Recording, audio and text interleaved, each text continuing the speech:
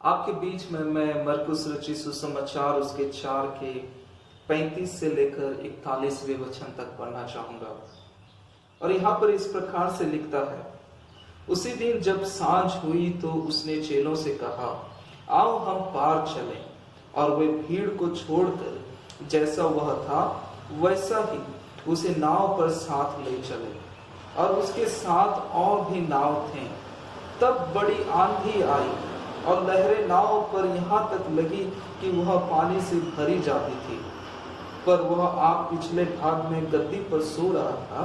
तब उन्होंने उसे जाकर उससे कहा, हे गुरु, क्या तुझे चिंता नहीं कि हम नष्ट हुए जाते हैं? तब उसने उठकर आंधी को डांटा और पानी से कहा, शांत रह, थम जा।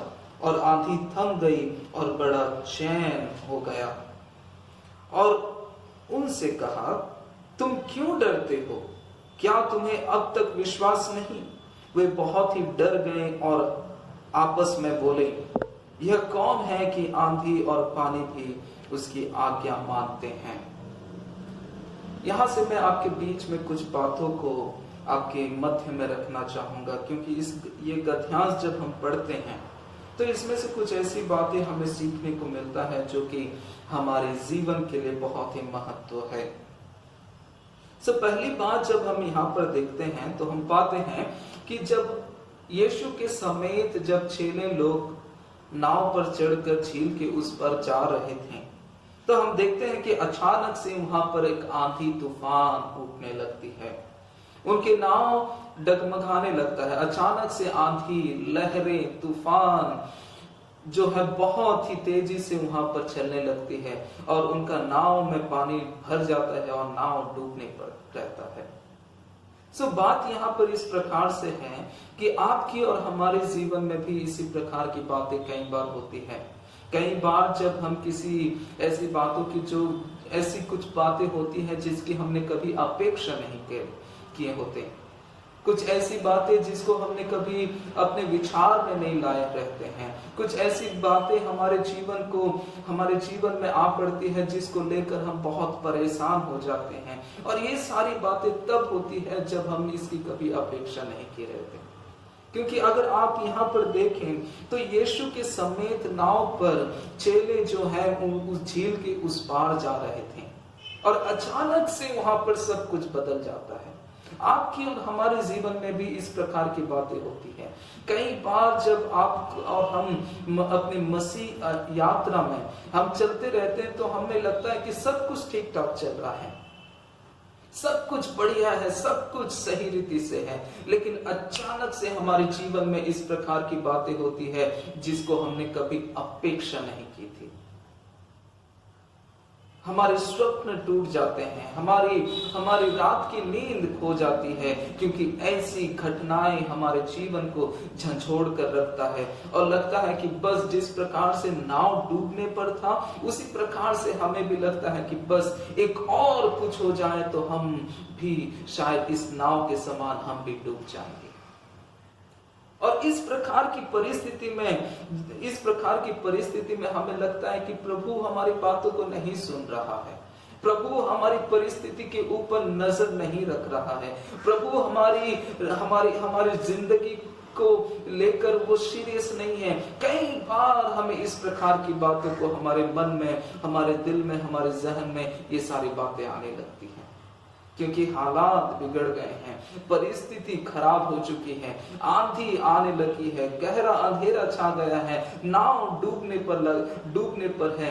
इस प्रकार की परिस्थिति में जाहिर सी बात है कि आपके और हमारे जीवन में भी इस प्रकार की बातें आती है कि हमारी बातों को हमारे जीवन में प्रभु देख नहीं रहा है, वो हमारी सुधि नहीं ले रहा है। लेकिन यहाँ पर चेले लोग जो कुछ बातों को किए वो मैं आपके बीच में रखना चाहता हूँ। सबसे पहली बात, जब उनका जिंदगी जोखिम में था, जब उनके लाइफ में आंधी तूफान आ रही थी, जब उनका नाव डूबने पर था, सबसे पहली बात उन्होंने ये किया कि वे यीशु के पास गए।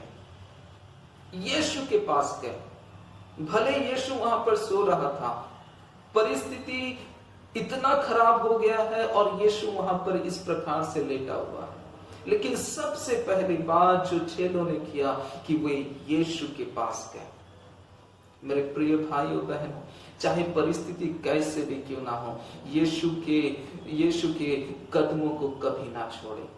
चाहे परिस्थिति और हालात कितने भी खराब क्यों ना हो, आइए आप और हम मिलकर प्रभु यीशु के चरणों में बैठे रहें और उसे हम कहें कि प्रभु तू हम पर दया कर, हम पर दया कर। और निश्चय जब हम देखते हैं कि जब चेले यीशु के पास जाते हैं, यीशु को पुकार कर कहते हैं, हे गुरु, क्या तुझे नहीं मालूम कि हम तो मरने पर हैं, हमारी नाव डूबने पर है, हम अब बस और खत्म होने वाले हैं, तुझे नहीं मालूम क्या? जब वो यीशु के पास गए, यीशु उठता है, आंधी थम जाती है, यीशु आज्ञा देता है, जो लहरें उठी थी वो भी उसके चरणों के तले झुक जाती है। मेरे प्रिय भाइयों और बहनों, जब आपको और हमें लगता है कि यीशु खामोश है, परमेश्वर खामोश है, शांत है, वो हमारी परिस्थिति को नहीं देख रहा है, तो उस वक्त आइए हम और आप बड़े विश्वास के साथ यीशु के चरणों पर जाएं और यीशु को पुकारें कि प्रभु हम पर दया कर। जब वो उठेगा आंधी थम जाएगी, जब वो उठता है, जब वो बोलता है तो लहरें थम जाती है। लेकिन सबसे खुशी की बात यह है कि चेलों के साथ यीशु था, चेलों के साथ यीशु था।